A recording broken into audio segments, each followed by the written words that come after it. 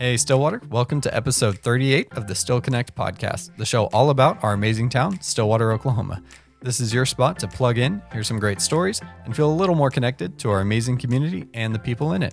I'm your host, Denver Evans. I grew up right here in Stillwater, where I run my business, Stillwater Digital Marketing. Still Connect is a local podcast where every week I share friendly chats with someone who's helping build community here in Stillwater. Now, this podcast is crowdfunded, so if you want to help share these local stories, consider becoming a subscriber on Patreon, where you can get a few perks like early access to episodes, sponsorship opportunities, and more. I would like to thank our current business subscribers, Renovate Stillwater and Film in Oklahoma, as well as our Stillwater patron, Darren Huddleston. I'm excited about today's episode. I'm here with the mayor, Will Joyce. How are you? I'm great. Thanks for having me. So give everyone kind of an overview of what it is to be mayor and also everything that you do, because we know that being a mayor isn't actually your full-time job. That is true. And not everybody knows that. So I'm glad you brought it up. I am the mayor in Stillwater. It's an elected position, but it's a part-time, mostly volunteer position. So I'm part of the city council. There's 5 of us on the city council in Stillwater. All of us are elected at large. So everybody in the city votes for us. We don't have wards or districts or anything like that. The mayor's office is separately elected. You know, we elect somebody to be the mayor. Some cities elect councilors, and then the council selects the mayor. Okay. But we do elect the mayor. I was first elected to the city council in 2016, served 2 years as a city councilor, and then in 2018 ran for mayor. So was elected in 2018 and then again in 2022. So coming up on the end of my second 4-year term as mayor. And yeah, it's it's a great opportunity to help serve the people of Stillwater, place where I grew up, where I lived 37 of my 47 years or so. Yep. Just kind of trying to help figure out how to get Stillwater to kind of that next step beyond where we are in terms of growth, in terms of economic development, in terms of finding things for people to do here, and in terms of attracting more people to our community, keeping people here, young families, new professionals, retirees, whoever it is that's looking at Stillwater as an opportunity. We want to make it the most attractive place we can. So that's kind of the goal. So kind of in more detail, what is the mayor's role and responsibility? Yeah. So, at its core, the mayor sits on the city council and chairs the city council meetings. So I run the meetings and help set the agenda. And, outside of that, I'm just one vote on the city council. So I don't have any additional say-so about anything in town. I vote on the city council, and there's 5 of us. So however those votes come out, they come out. The only real additional sort of role that the mayor has is to be the chair of those meetings. And I get, I serve on the Stillwater Medical Center board as part of the fact that they're a public hospital, and their charter says the mayor sits on the board. Yeah. There are other sorts of positions that I have or responsibilities I have just because I'm the mayor, but they're mostly sort of, I wouldn't say ceremonial, but some of them are, and some of them are just kind of honorary kind of things. Yeah. So really, I have one vote on city council. So as a city council, our job is policy and budget, really, for the city of Stillwater, and those things go hand in hand, right? So really, the way we set policy is by what we dedicate funds to. So our job every year, we have to set a budget. Has to be a balanced budget. Has to be, it has to fund certain things that we're required to provide, public safety. We have to deal with transportation. The city of Stillwater has an electric utility and a water utility and a wastewater utility. Those are all things that we have to provide for as core functions of the city. And then there's the sort of somewhat outside the core quality of life kinds of projects, parks, library, the kinds of things that make your city the kind of place people want to live. Yeah. And so, our job is really at a high level, budget, how we spend money, where do we spend money, how do we find more money, because it's a perpetual struggle to really be able to fund the things that we need to fund at the city. And some, we pass certain ordinances that have to deal with land use and zoning and some other kinds of particular areas of the city, but that's they come up every once in a while. Mm-hmm. So I feel like there are probably a lot of misconceptions about being the mayor. Mm-hmm. You want to clear any of those up for us? Okay, yeah. Where do we start? I think the first thing I talk to people a lot, or people ask me a lot, is about the fact that, oh, well, you run the city, or you're managing the city, or there's a lot of people who don't know that this isn't a full-time job. Yeah. And really, it's not a full-time job for most mayors in the state of Oklahoma and really around the country. There's a lot of cities that have adopted the same form of governance that we have. It's called council manager form of government. And so we have a city council. That city council hires a city manager who is a professional paid position, who's not elected, who is hired by a council to run the city on a day-to-day basis. Most cities in Oklahoma, among the biggest cities in Oklahoma, only Tulsa is one that actually elects its mayor to be day-to-day CEO of their city. Mm-hmm. Oklahoma City is a part-time mayor. They're a council manager form of government. And pretty much everybody else, down to some of the smallest towns, are like we are. We have a city council and a mayor who is part-time, is mm-hmm. mainly volunteer. I make $100 every time I come to a city council meeting, which is about twice a month. So it's about $2,400 total in a year to do the job. The city council makes half of that. They make $50 every time they show up at a meeting. And so, and that's the way a lot of cities work. And so a lot of people don't understand that. They don't understand that my job, the city council's job, is not to manage day-to-day operations at the city. Our job is policy and oversight. We're more like the board of a corporation. Mm-hmm. You have a corporation that has a CEO, and those folks run the day-to-day operations of that corporation, and then they have a board of directors that mm-hmm. policy hires and fires the CEO, but really is not involved in the day-to-day. That's how our city is managed as well. That's great. So if you have problems, take it to Brady, right? I do answer a lot of emails by saying, "Hey, let me talk to the city manager," or let me connect you with the city manager, because the day-to-day stuff that's where that happens. Now, I see my job mostly as really as education and helping people understand how the city works and why the city works in a certain way, mm-hmm. and also helping people at the city understand why the community feels a certain way or why something should be important. I mean, in the policy setting part of our job, that is, as representatives of the community, the council has the responsibility of telling city management and telling the city structure, this is what the community cares about, and this is what we want to see you guys do.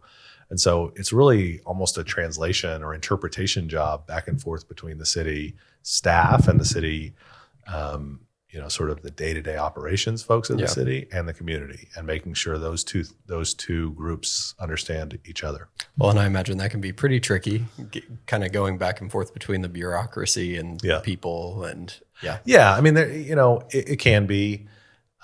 There's a lot, certainly with city government, there's a lot that people just don't understand how it works, why it works the way it works, that I personally would not know or understand how it works and why it works without being here, mm-hmm. Engaged in the day-to-day engaged in the day-to-day of what's going on, more than you or somebody whose job is not to be, involved in city politics. I mean, It's just, for most people in the community, even the ones that are paying attention for the most part, they're not hearing about, why we're having a certain struggle in community development, or what the sort of police department is dealing with on a day-to-day basis, or, the intricacies, the day-to-day stuff that mm-hmm. we certainly do hear more about as city councilors. We do have a different level of understanding, and a lot of it's weird. City finance is a mess, and there's all kinds of intricate state law, federal law that deals with how the city has to run its finances, where the money comes from, where it can be spent, where it can't be spent. It's not as simple as your home budget. It's not as simple as most private business budgets. Yeah. And so I have the responsibility of understanding that at some level, at a higher level, and being able to communicate back to people and say, listen, we can only spend sales tax on operations and maintenance. We can't spend We don't get property tax to spend on that. That's not how it works. And trying to help explain those systems to people is a big part of what I do. Yeah. So yeah, that was a big realization for me, I guess, over the past couple of years, going to things like the legislative breakfasts, listening to, our local area politicians talking. But would you want to give kind of an overview of how the city gets its funding? Sure. Yeah. What do we got? Like 3-4 hours? Yeah.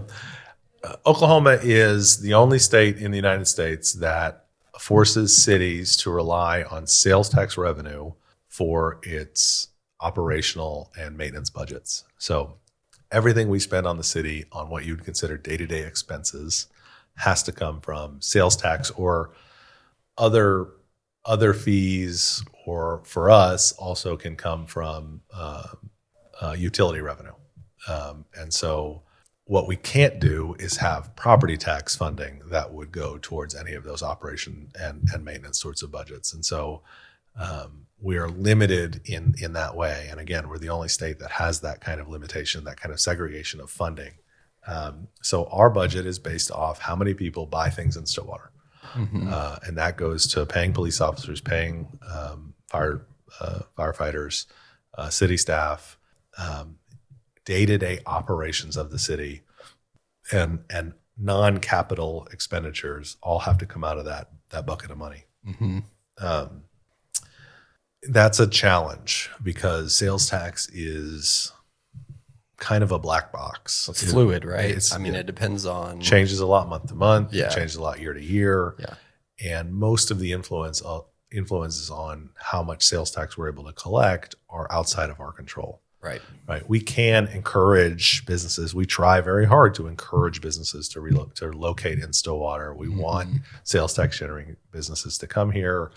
We try to provide the kind of atmosphere and the kind of environment where they want to be. But these are private businesses. But also with more business and more infrastructure for those businesses come more needs and more costs. Yeah, absolutely. Right. Yeah. If you go build a new shopping center to attract businesses to come to that shopping center, well, what else are you going to have to build, right? Generally, you're going to have to improve streets and roads in that area. You're going to have to build utility infrastructure to that area. So you're adding to your costs, probably close to what you're actually adding to your revenues. Right. And then you're at the kind of mercy of whether that business succeeds or fails. Right. There's not much the city really has to do with that, right? Mm-hmm. The economic factors that go into whether a restaurant succeeds or not do not have a whole lot to do with the city. We don't have a lot to say about that. And so it's a revenue stream that we're reliant on, but that we have very little control over. Yeah. We do have access to property taxes only through what's called general obligation bonds. And so we can pass a bond issue, which has to be for a specific. It can be for more than one project, but it has to be for specific projects, right? We need to build a fire station. Right. It's going to cost us $9 million to build a fire station. We would like, instead of having to use our sales tax money to do this, we would like the city, basically what we do is we borrow money by selling bonds, and those bonds get paid back by taking a portion of a small increase in people's property taxes. And everybody who lives in Stillwater or owns property in Stillwater pays a little piece of that. That's a very complicated process in and of itself. It requires bond advisors. It requires lawyers to set everything up. It's not as easy as saying, hey, we think we need $9 million for this. Do you guys want to do that? Let's have a vote. And then if we do, then we can figure out how to spend it. We have to spend a lot of time and effort putting into the detail of that. It's a difficult process. It's a process the city has not done. We passed a bond issue in 2022 for the fire station. That was the first one since 2020. So it had been 22 years between bond issues being passed in Stillwater. In that time frame, we were talking about less than 2 mils of property tax, which in and of itself is a weird, complicated way that we calculate property tax. We talk about mils. We don't talk about percentage rates the way we talk about sales taxes, because it's based on the valuation of property, and there's different, 2 mils in Stillwater kinds of ends up being about a 2% rate on your property tax, because there's a total of about 101 mils that are collected by the school district, the county, and the county health department and Meridian and all the other groups that collect property tax collect about 100, 101 in our section in Stillwater. Mm-hmm. In a city like Oklahoma City, their property tax rate's closer to like 120 mills. Yeah. And so 2 mills if property tax in Oklahoma City is less than 2% of a total, right? Yeah. So the numbers are weird. People don't understand it. The whole system is antiquated, confusing. It makes everybody, really, we argue about how should we pay for things, but really at a base level, we don't really even understand it. Well, it sounds like there are so many different organizations pulling a piece of the pie. Yeah. And it's really easy for us as citizens to just go, the government as a whole. Yeah, that's a really great point. Yeah. When really it's like the entity of our city government. But then also like for property taxes, like you said, the schools get a part of that. Meridian gets a part of that. And each of those entities have their own separately elected governing boards. Right. So there's a school board that governs the public schools. There's a school board that governs Meridian and the technology district, and they're separately elected by the public. Right. And they have their own, Yeah. needs and wants and all that, how all that works. Yeah. And so that sales tax funding has nothing to do with the schools. Or does it? Generally, no. The schools do not get any out of sales tax. The county can get a little bit of sales. Currently in Payne County, there's a 0.813 sales tax rate that goes to the county. And they, as the county, they could put on a ballot and pass a sales tax increase if they wanted to. Mm-hmm. And if people in the county vote for it, same way we can. So there's what's interesting about it and what's different in the state of Oklahoma than in a lot of other places, although everybody does it a little bit differently. But we all individually come and ask for these little chunks of money. Other places, and I think the places that are more, I will say, well managed from a state perspective, not Oklahoma? Well, yeah, not that there's plenty of places that are also have their struggles, but I think the ideal system is one that puts those taxes into, a big bucket, and then each individual governing entity that needs them for part of their services or operations or whatever it is they do gets a percentage of that. Right. And then you have a more, it's like a home budget. I mean, I say that government finance is not like a home budget, partly because of the way we do these revenue things. Right. If it was like a home budget, you'd say, okay, well, I make this much money, my spouse makes this much money, we make this much money off of investments or maybe interest somewhere, or we have some other, our side hustle makes this much money. Yeah. We kind of all put that together, that all goes into income, and then we're able to sort of spend it off of there. The way our system is set up is extremely segregated. Well, this money goes to this purpose and that money goes to that purpose and this money. And if you go, well, wait a second, that doesn't, we didn't get enough out of that source to be able to fund this thing. Let's get some, maybe we need to pull some out of our savings, or maybe we need to pull some out of this other income stream we have. Right. We can't do that. Yeah. At least we can't do it very easily. And that's a real problem with, I think, Oklahoma municipal, county, school finance, is that it was all set up to be these very segregated systems that almost compete against each other.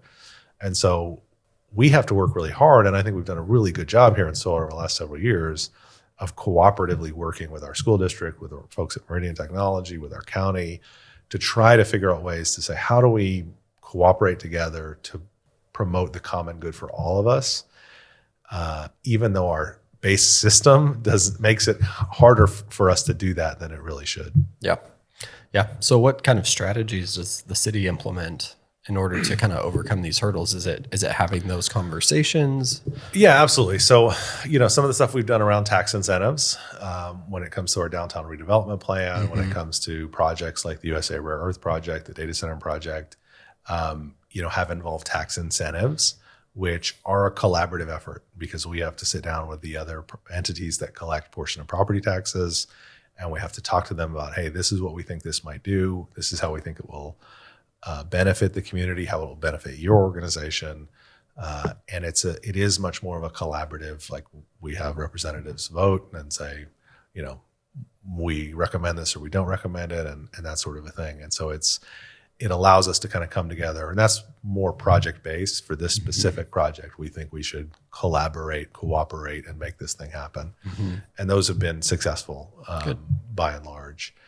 Our other thing from a city perspective, I think the thing that I've recognized, that we've recognized together at the city, is that portion of property tax that we can use for capital projects needs to be utilized more. We were able to pass it for the fire station. We were able to pass a bond for the new animal control facility that is in the planning stages now. We need more projects to be funded through that capital source. And we need to then take those, those currently will result in 2 to 3 mills of property tax, maybe up to 4 mills of property tax in Stillwater over the next several years to pay for those projects. As those bonds get paid off, they roll off of the, normally they would just roll off of the tax rolls. So our 2000 project to build the new police station and renovate City Hall, which happened back in now 25 years ago, as that project got paid off, that millage rolled off of the tax roll. So our tax rate decreased a little bit. Because, very, very slightly, because we're talking about 1 or 2 mills of property tax. Yeah. What other communities do, what our school district does, what the city of Oklahoma City just did this week, was periodically pass a new set of projects, right? Rather than saying, oh, we're going to let, you get a $50 decrease in your property tax this year.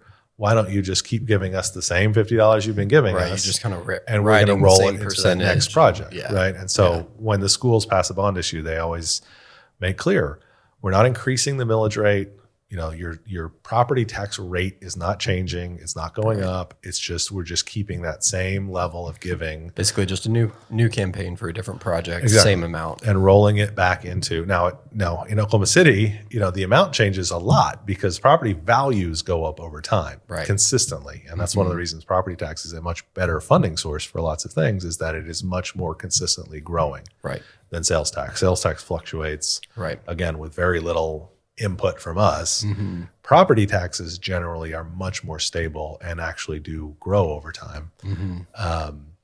Oklahoma City passed their last bond issue for street projects and community capital projects was, say, 10 years ago, close to 10 years ago. And it was, the current millage in Oklahoma City is like 16 mills that they use for city projects. And I think 10 years ago, that generated $800 million in capital funding for that 10-year period, where they invested that in streets and they invested it in new fire stations or whatever it was that they were building from a capital perspective. 10 years later, this week, in fact, when they had a new bond issue just passed by 75 to 80% of the vote on every one of the questions, that same 16 mills of property tax in Oklahoma City went from $800 million to $2.7 billion. Because of the growth that they've had in property values and in property and in new facilities and new businesses and people turning land from vacant or not being used or being, just, a parking lot into a building, into a tax generating business. And so they've, that same property tax percentage more than doubled, almost tripled over that 10-year period because of the value increase they see in property. And that provides them with such a huge, I cannot overstate how much of an advantage it is for cities that do this. Oklahoma City does it. Tulsa does it. Broken Arrow does it. Yukon has millage like that. Bartlesville has millage like this. Out of the top 25 biggest cities in our state, only 3 of them don't have any. And we're right at the bottom with just a couple of millage points in our property tax pool. And so what I would love for us to do is to continue to find these projects. A swimming pool maybe next. Maybe a 5th fire station is on that list of things we might want to do. We're going to need to do. Other kinds of capital projects, road improvement projects, big street improvement projects, which cost millions of dollars each. We could put those on property tax bonds and increase our millage. Again, we're not talking huge numbers here. We're just talking about maybe getting to a 10, 15 mil kind of a base so that on that 10-year cycle, we can then start renewing these things and saying, okay, now we actually have a base of property tax generated revenue that we can invest in infrastructure, in real capital infrastructure, and not have to rely entirely on a very unreliable sales tax base to be able to do that. Yeah. So.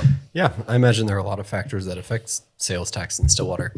Do you think that sales tax, this is just kind of a thought because of our current OSU season. Yeah. Do you think that poor performance in OSU athletics yes. significantly affects it? Does? It absolutely affects it for sure. Now, to what extent does it affect right. it is a much harder question. We talk, and there's a general sense in Stillwater that our economy depends on football. I would not go so far as to say that our city economy depends on football. If there were no football games, we wouldn't necessarily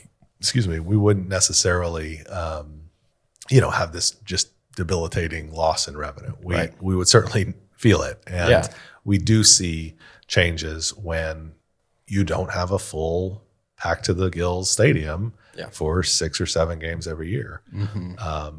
We have a hard time really quantifying the effect of it, though, as well, because sales tax is reported by retailers on a month-to-month basis. And so you're going to turn in, as a retailer, you're going to turn in your whole month of October. Well, we might have had 2 home games. We might have had 3 home games. Right. We might have had 1 home game. One of those might have been great. It might have been packed. One of them might have been homecoming. One of them was a non-conference opponent that nobody really showed up to. I can't go back and look at those numbers and figure out, did we make more money week 3 of October when it was homecoming versus how much we made week 1 of October when it was a Friday night game against Tulsa? Legally, is the city allowed to ask OSU what were your ticket sales for this game? Oh, sure. They have to pay taxes on ticket sales. Right. So tickets are taxed. Right. But I imagine that's all for them. The numbers that are reported, it all kind of lumps. It does lump together. Right? Although we know attendance numbers and we can see tickets on there. We can ask for sure. I mean, we can't require them just like any other retailer. Not require. I can't go to the Hideaway and say, how much did you report for this weekend? This weekend. Yeah. So we have a little bit of.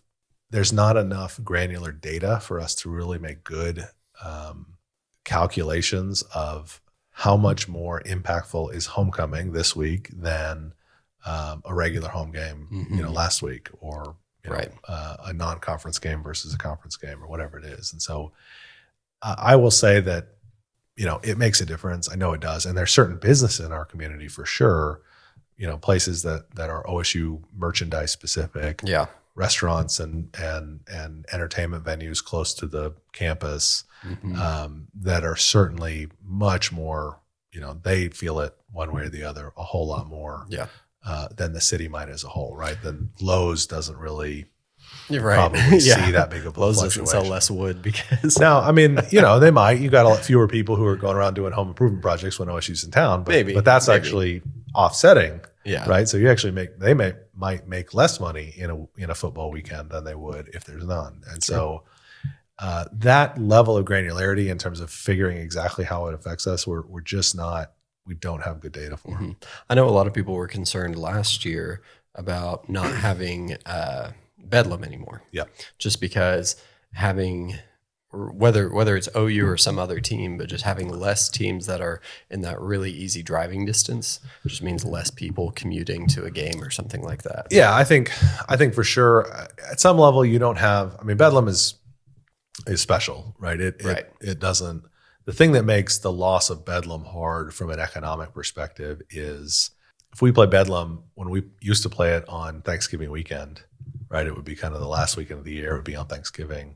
It really wouldn't matter if we had not won a game all year, if they had not won a game all year, right? If they were great and we were bad, or we were great and they were bad, it doesn't really matter. You're still getting that consistent, big crowd. Lots of people show up no matter what, right? And the loss of that kind of, well, no matter what, Bedlam will be big, right? I mean, then you switch that out, and now you have a Thanksgiving weekend series, a game against Arizona State.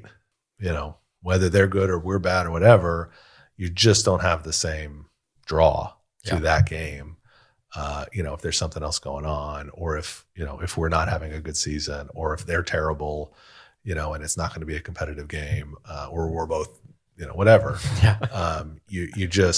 You can't rely on it like you could rely on Bedlam. And Bedlam, the t-shirt shops, there's just a whole economy itself around Bedlam in general that I think, we've seen decline without that series being played.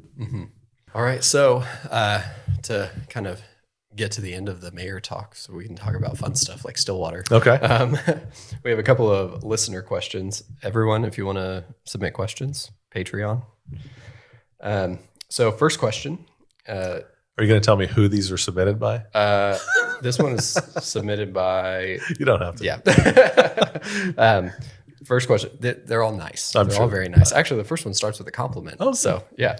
I truly believe Stillwater... Sorry, our listener said, I truly believe Stillwater has thrived well during your time in office. What are some accomplishments you want to be remembered for? And what are some of the things you feel that you could have done better? Oh, wow. That's a great question. I think it's hard to talk about accomplishments or shortcomings or, that sort of stuff from a personal perspective, because this is such a group kind of a job, right? As we talked about the way the structure works, I'm probably more visible because that's my role, is to kind of be the spokesman a lot of times. But in terms of the actual work being done, I'm very rarely the guy who's actually doing the work, right? Our city staff, the other council members, I think I'm proud of the fact as a group, the way we've handled economic development questions, the way starting from when I was first elected as mayor in 2018, we were working on our downtown redevelopment, economic development incentive plan. That got derailed with the pandemic. We've been able to stick to it and really rebound very quickly. The economic growth we've seen, especially, just in the development or the industrial sector with USA Rare Earth, with Kingspan, with the data center project, those are primary jobs and development that is really, really tough to replace, and it's super competitive, right? All of those places are looking at lots of other potential sites to put their, their projects. And to win those kinds of projects, you have to have the community working together. You have to have a community that they look at and say, oh, this is cool. We'd like to be here. And, lots of stuff goes into that, right? OSU and their, the job potential and the training potential. Meridian Technology Center plays a huge role in it, especially when it comes to industrial sorts of work because of the training they can provide. The airport, having an airport where people can fly in and out of Stillwater on commercial flights is a huge, huge thing when you're talking about a company like Kingspan, which is based in Europe, right? Their executives would be coming to Stillwater from Europe. They're not, they don't necessarily, having to say, well, yeah, get in a car in Oklahoma City or Tulsa and drive for an hour to get over. Right. You don't look like the kind of potential player in a deal like that if you can't fly directly here. Yeah. So there's a lot of stuff that goes into that. But I think what we've seen, the level of economic development on the sort of primary job industrial side of things is really not something we've seen in Stillwater in a long, long time. And it goes to all of those players kind of being on the same page. I'm proud of that. I'm proud of the quality of life stuff we've done so far. I think we've got a long way to go there. Block 34 is certainly a huge, I think will be a shining jewel of this community for a long time to come. And to the extent we had a role to play in that from a council perspective, really our role was to say, this block is really cool. We think something awesome might be able to be done there if we could find somebody who is willing to share that vision, or who does share that vision, is willing to help support it financially, because the city couldn't fund that. Certainly not at the level that Steve Irby and Kicker and Simmons Bank and the donors that have made that happen. And our accomplishment in that has been saying, let's hold on. Let's just sort of see. Let's see if we can, let's throw a little bit of vision out there. Here's some drawings of stuff we think might be able to happen. We can't do any of this stuff, but we think it would be cool. And if we can just find the right partners to come alongside us, then we could make it happen. mean, the credit for Block 34 goes to Steve. It goes to the people who have actually paid and designed and made that thing what it is. But it's fantastic. And the city's role in that, and my role in that, and the council's role in that has been, we would like to see something maybe happen here. And you know, well, and you know, not to sell you all short, because of course you added all of the infrastructure improvements around the block. I mean, that equipped the market. Absolutely. But that was stuff that we said, okay, now that we've got somebody who's willing to put this money in, now it makes more sense for the city, right? We would never have done that, you know, just to try to say, well, maybe now somebody will come up, you know, I mean, but again, I mean, it's the willingness to sort of say, we will cooperate if we can find the right project. We'll absolutely want to come alongside and cooperate with it. And really just I think the long range planning and, you know, not feeling like we need to get a quick win here. Oh, we just need to get something done. Or, you know, people are saying, what's going on with this block? Why are you letting it just sit there? And I think it has taken the council some fortitude and some long-term vision and some long-term planning to look at it and go, no, we really believe something like this can happen. And we don't want to sell the town short, and we don't want to, you know, take a shortcut or just take an easy win just because we're tired of having to answer questions about it. Right. And that I think is probably I think from my standpoint, the thing that I have tried to, whether we're talking about pandemic, whether we're talking about economic development, quality of life, all that kind of stuff, the thing I've tried to stand on is long-term benefit, right? This sucks right now, or this is a difficult thing to deal with right now, or we're having to, you know, we're waiting around and nothing's really happening, or we have to make this difficult decision right now. But from a long-term view, do we think this is going to play out the way we want it to play out? And I think more often not, it has. And I think it's given, you know, from my standpoint, a really important part is there is having leadership on the council, in the city management suite, of people who are willing to say, we're going to put up with maybe some shorter term, we're going to make some harder decisions in the shorter term because we believe that they will pay off in the long term. And it's really gratifying when it does.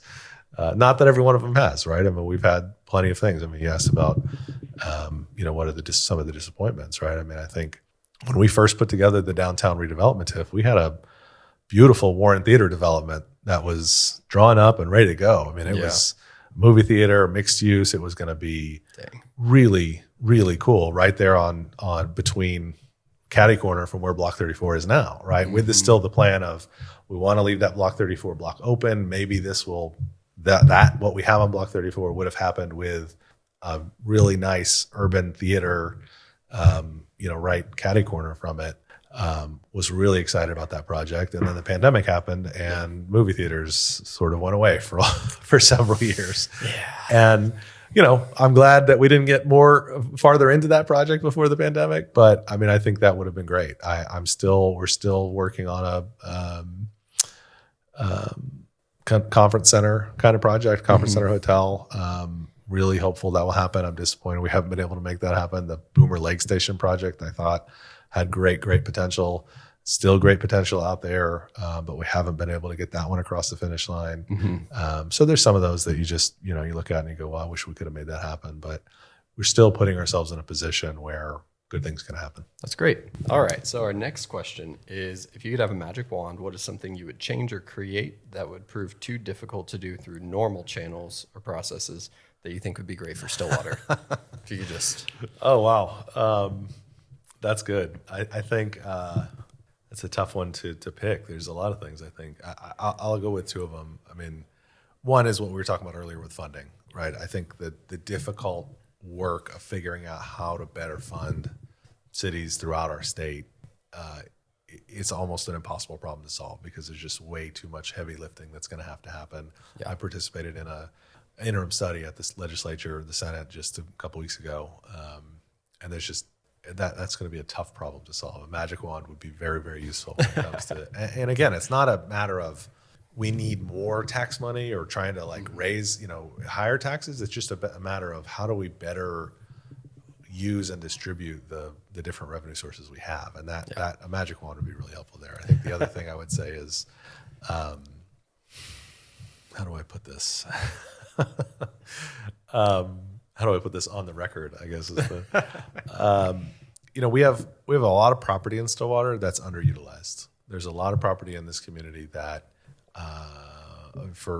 just to be totally honest, is either owned by folks who don't live in this community, who may have their family owned it 50 years and they just continue to sit on it and they don't really, Right. Or they use it for some. There's a lot of I will say substandard rental property in this community, especially close to campus, that continues to make revenue for the people who own it, but is one, substandard housing, and two, not the highest and best use of the property itself. Yeah.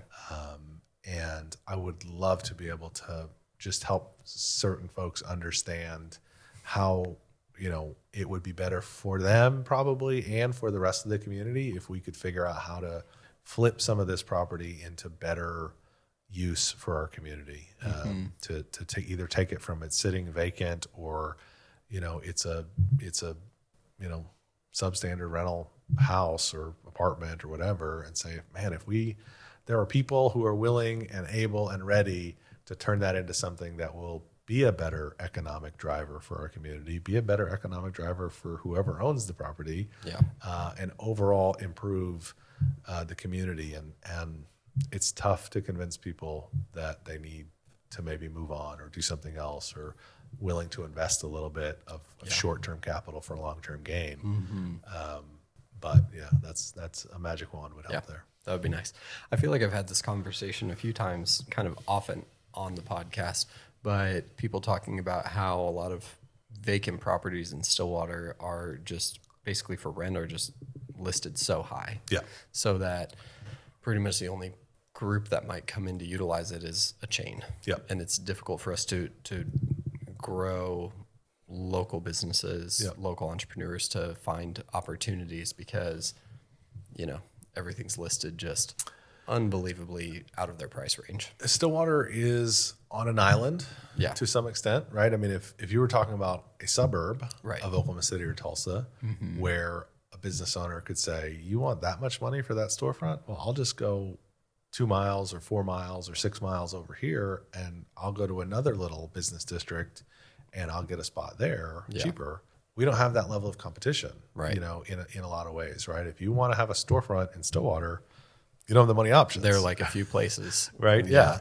And it's economics, right? I would never tell a business owner or a property owner to say, you shouldn't charge that much money, or you shouldn't try to make the best economic deal for you. Yeah.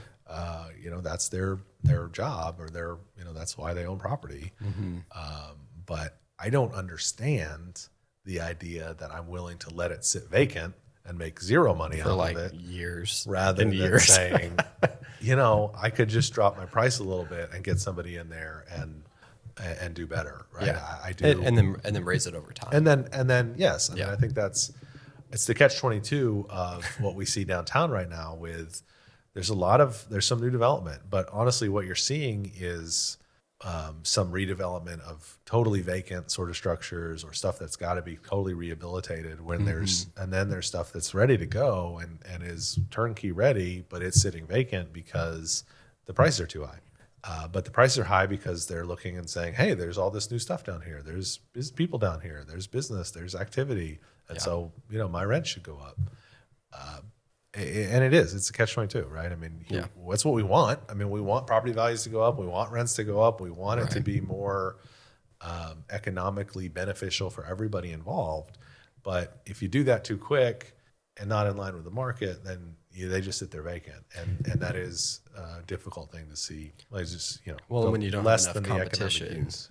When you don't have enough competition, you don't have a market to compare it to. Exactly. It's 10 to 20 different business locations may be available or something like that, prime locations. And the same goes to housing and Stillwater, right? I mean, when you go look at my wife sent me a listing for a house, not even in the city, outside the city, that, the pricing on it was just, she's like, I can't believe they're charging this much for a house. I mean, it's not that big of a house. It's the kind of thing that you would consider would be a starter home, would be, my first house in St. Louis.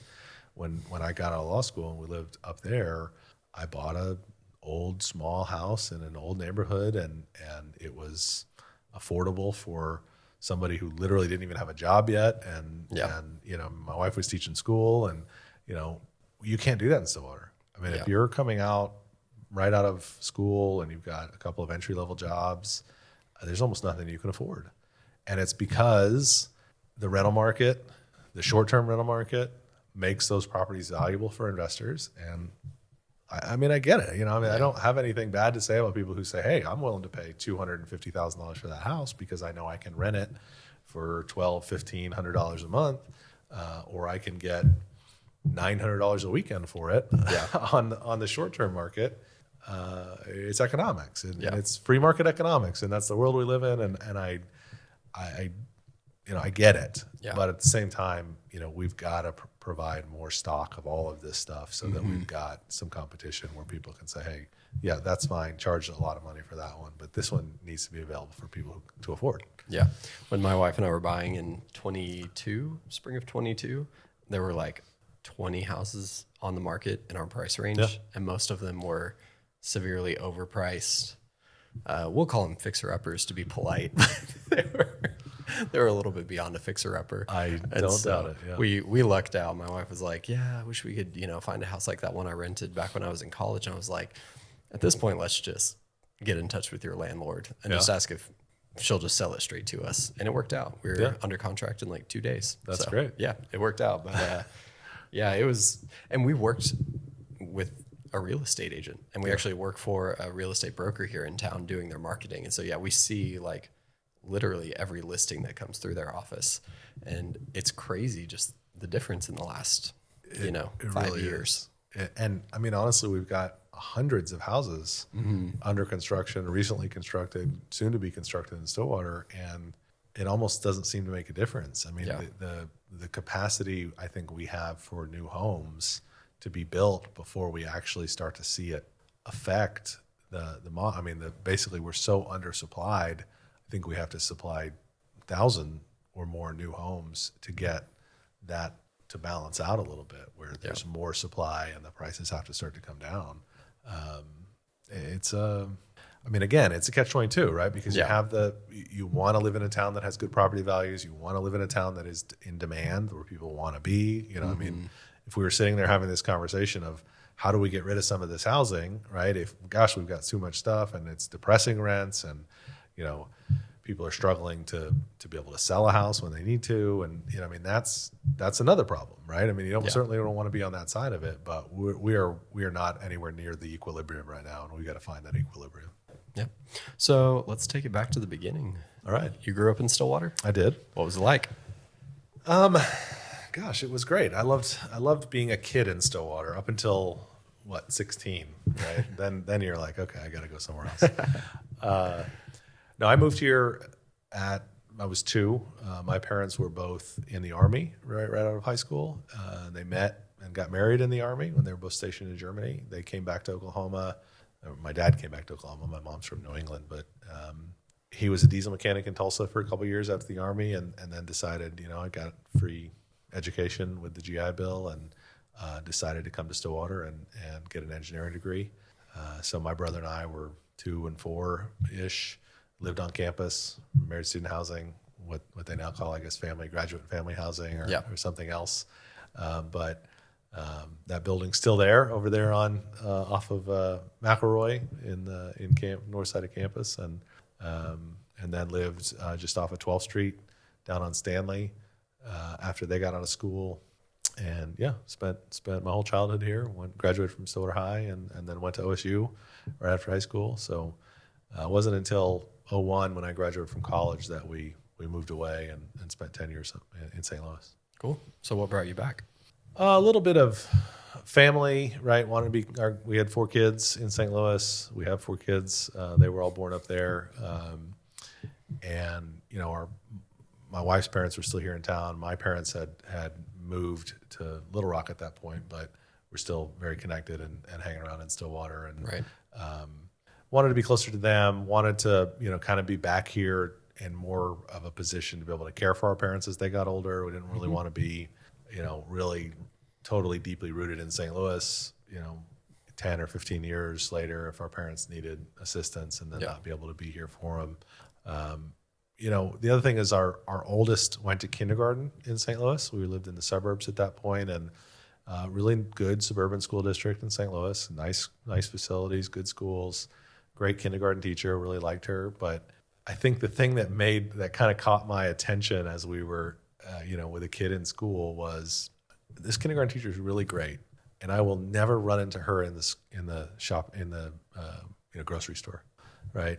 She could have lived. I mean, there are 3 or 4 million people or whatever, however many in the St. Louis area, right? And she was teaching in one suburban school. She could have lived in a totally different suburb. She could have lived an hour away. She could have lived in Illinois. I mean, and nothing against her at all. I mean, she was great, but I just grew up here, and my wife grew up here, and we were sort of used to that idea that, well, your parents knew your teachers, right? I mean, they saw them at church, or they saw them at the grocery store, or they, and as a kid, it's like, that 16, 17-year-old time frame where you start to go, God, this really sucks. Like there's no, you can't get away from, there's, and you start to feel like it's a really small town when you're kind of starting to become your own person. But man, as a parent, it's really nice to sort of feel like you have that kind of connection with the people who are teaching your kids, and people who you're going to church with, and that kind of stuff, that you'll see them and interact with them on a community basis. And so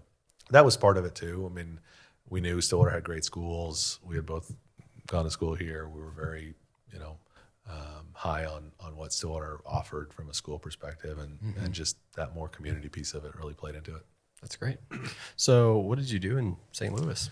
So I went to graduate school in St. Louis. Rochelle and I both graduated from OSU. She went to grad school at St. Louis University to be a speech pathologist. She has a speech pathology degree. And then I went to law school at Washington University in St. Louis. And then got out of law school. Kind of had planned to come back right after law school. I actually had summer internships here in Oklahoma City and Tulsa after my second year.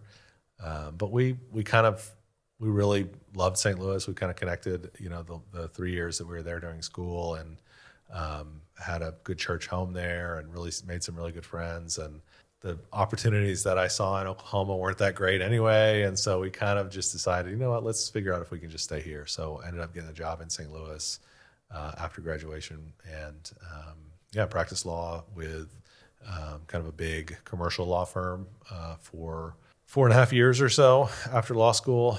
Didn't really like that. It was not a job that really appealed to me a lot. Had some other, thoughts and desires about what might be in my future. And so I ended up quitting my job at the law firm and going back to school at Covenant Theological Seminary in St. Louis. So I spent 3 years really part-time as a seminary student. Initially thinking maybe a full-time church job, and then really pretty quickly kind of got into the world of dispute resolution, conflict conciliation. There were some sort of biblically based conciliation programs. Some folks that I met up there, started working part-time for one of them. I kind of looked at that as a potential sort of vocational change.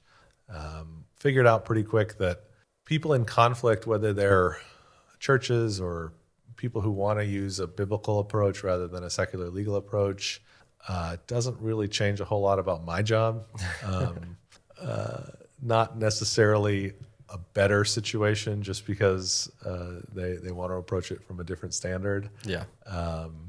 I really enjoyed what I did. I think there's a lot of positives there, and there's a lot of people who do that well. But really, what I think I figured out was that the angst, or the sort of wasn't sure I liked what I was doing, wasn't sure what I wanted to do next, and really most of that centered around the fact that I wanted to come back home. I think I was ready to come back to Stillwater, or at least to somewhere in Oklahoma, and I just didn't feel that St. Louis was ever really going to be a long-term home. Mm-hmm. And so I think that played into a lot of my, I don't know what I want to do with my life kind of stuff. And realized, really seminary helped me, realize that what I did for a living on a day-to-day basis was not the sort of be-all, end-all of me as a person. Mm-hmm.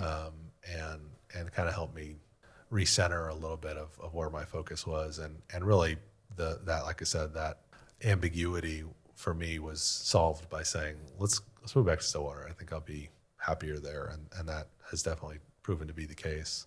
Yeah. Very nice. Great. So what do you do now? So we're sitting here today at Interworks, which is a technology consulting firm here in Stillwater, based in Stillwater.